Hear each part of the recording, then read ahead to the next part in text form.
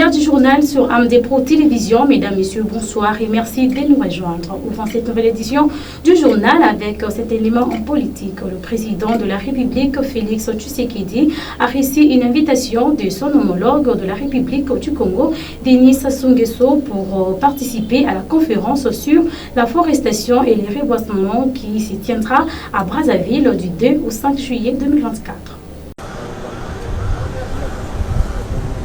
Madame Rosalie Matondo, ministre de l'économie forestière de la République du Congo, était porteuse ce samedi 1er juin d'un message du président Denis Sassou Nguesso adressé à son homologue de la RDC, Félix Antoine Tshisekedi Tshilombo. Reçue dans l'après-midi au palais présidentiel du Mongalema, Madame Rosalie Matondo a remis au chef de l'État l'enveloppe contenant l'invitation lui adressée pour participer à la conférence internationale sur la forestation et le reboisement qui se tiendra du 2 au 5 juillet prochain à Brazzaville.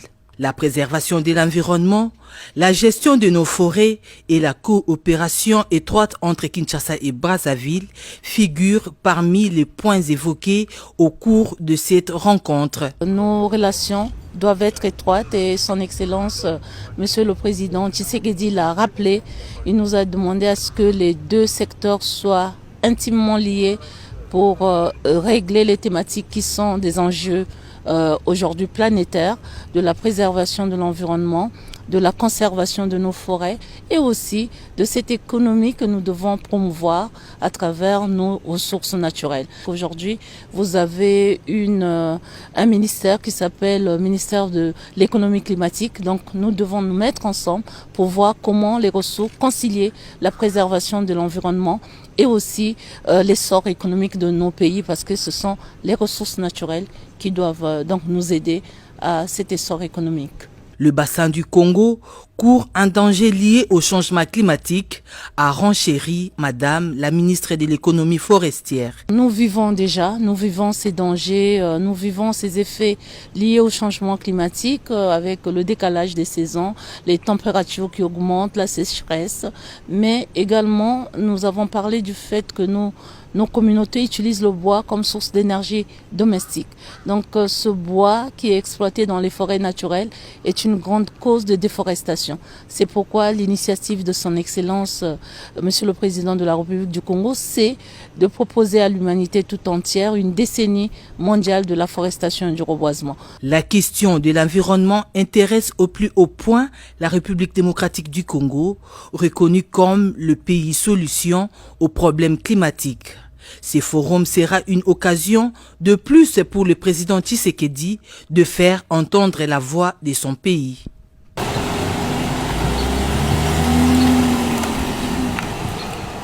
Éducation à présent, les épreuves de l'examen national de fin d'études primaires INAFEP en sigle édition 2024 ont débuté ce lundi 3 juin à Kinshasa. Au total, 2 217 456 élèves sont attendus aux épreuves de l'INAFEP. Pour ces premiers jours, les élèves ont éprouvé plusieurs difficultés, comme en témoignent certains. Maria Sala était sur place.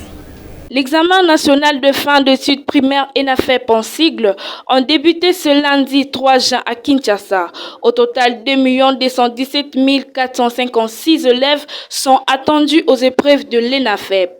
Interrogés à ce sujet, ces élèves sont revenus sur les difficultés rencontrées lors de leur épreuve de l'examen ce lundi. J'ai bien dépassé mon examen, ça a été vraiment bon, pas difficile. Donc, il y avait d'autres questions qui me compliquaient un peu la tête. J'avais la tête trop en l'air. Mais c'était pas bien mon examen, mais j'ai réussi un peu à me concentrer. J'espère que je pourrai réussir. Que je n'ai pas pu voir mes points.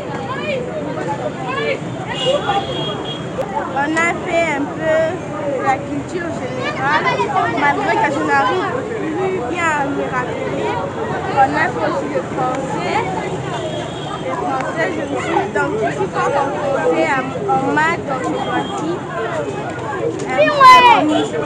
Le téléphone s'est bien passé, mais Une chose qui est difficile, qui est numéro 1, c'est lentement. Mais c'est bien passé à la maison, on est bien. Je vais juste réussir dans cette affaire pour ma mère, mon père soit contente.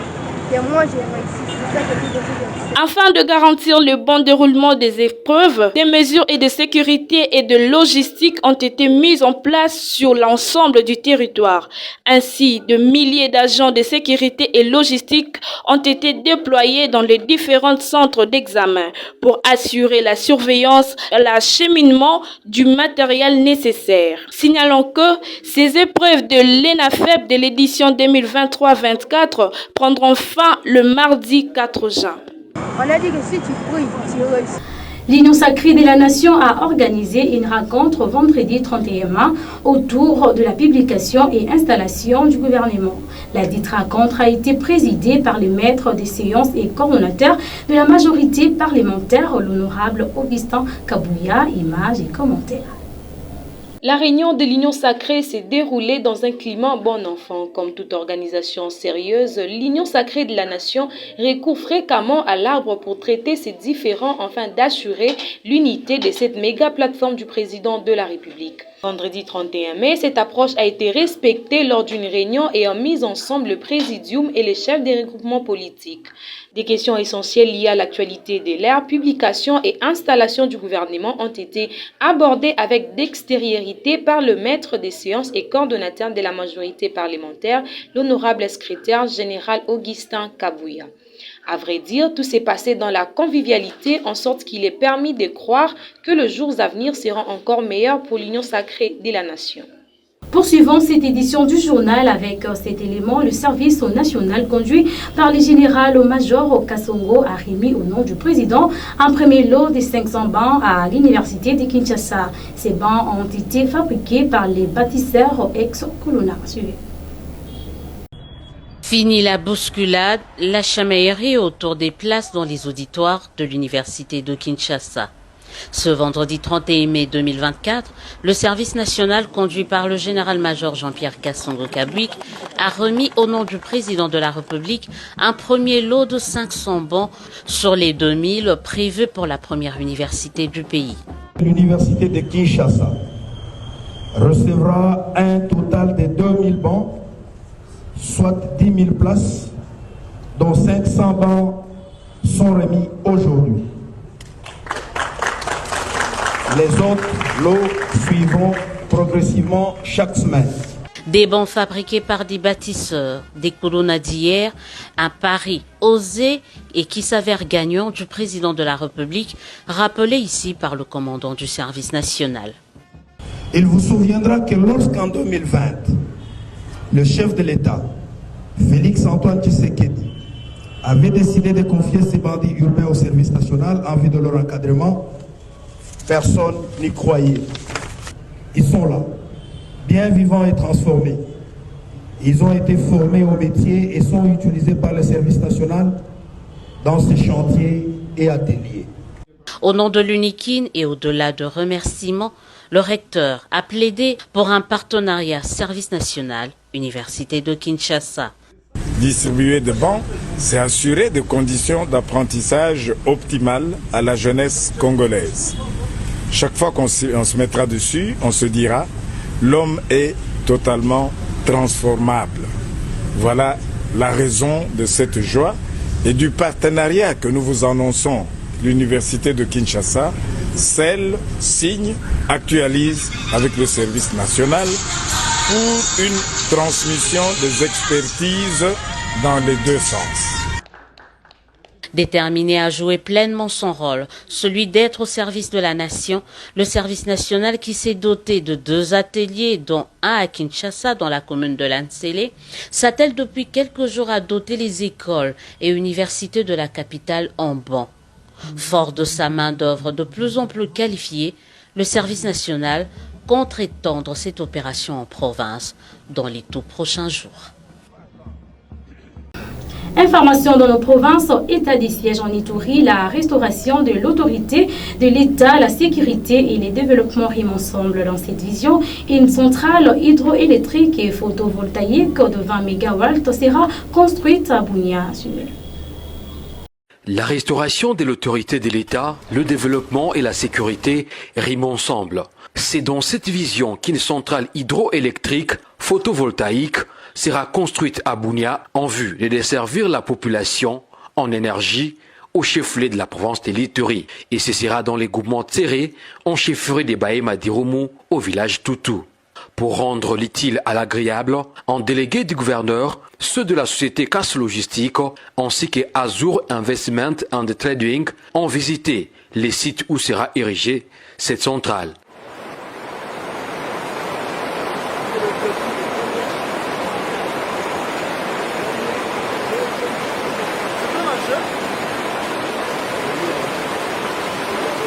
Ingénieur en développement durable et directeur général de la société ayant gagné les marchés, M. Malamine Fati annonce la production au total des 20 MW. Alors on parle de 10 MW en ce qui concerne le barrage et 10 MW de centrales solaires photovoltaïques. Notre volonté, déjà nous sommes déterminés à aller jusqu'au bout de ce projet. C'est un projet qui nous tient à cœur en tant qu'Africains, tout autant qu'on est, de réaliser ce projet. Alors on n'a pas d'autre arrière-pensée. On doit réaliser ce projet. Satisfaction de la part du chef du gouvernement Tséré, Batagura Mugeni Zamundu. Cependant, il plaide pour l'utilisation de la main-d'œuvre locale. Pour toute la population du groupement Tséré, nous devons accueillir ces projets à bras ouverts, car ces projets vont beaucoup aider la société et va lutter contre la pauvreté et aussi la main-d'œuvre sera locale. Fabrice Kassongo, patron des établissements Casse Logistique Trading, voit en ces projets l'accompagnement de la vision des chefs de l'État, Félix Tshisekedi Tshilombo, qui exalte le peuple d'abord. Alors la mise à place de ces projets ici à Ituri rentre dans l'accompagnement de la vision des chefs de l'État, qui veut non seulement voir les Ituriens vivre aisément, et aussi veut absolument voir la modernisation de la ville de Bunia, comme c'est le cas actuellement ici. Les équipes au chantier ont visité également le site des Bigo Kolomani et Kasegwa, question de se rassurer. Religion à présent, le corps du Christ en plaire. C'est depuis le samedi 1er juin 2024 que le pasteur Barouti Kassongo ne plus. Pasteur de l'ancienne église chrétienne de Rigini, actuellement Barouti Tabernacle est décédé au Canada des suites d'un malaise. Nas Paul Diboué pour les détails. 24 janvier 1947, 1er juin 2024, à 77 ans, le pasteur Barouti nous quitte. Né à Kinshasa, le 24 janvier 1947, Barouti Kassongo Bin Njali Léonard est le fils de Benoît Barouti et Madeleine Mwali Ongala. Sorti d'une famille de 4 enfants, originaire de la province du Maniema, dans le district du Sud Maniema, territoire de Kimbombo, secteur d'Aluba, village d'Akuchu, marié à la sœur Bazenga, Alphonsine, et ont eu plusieurs enfants.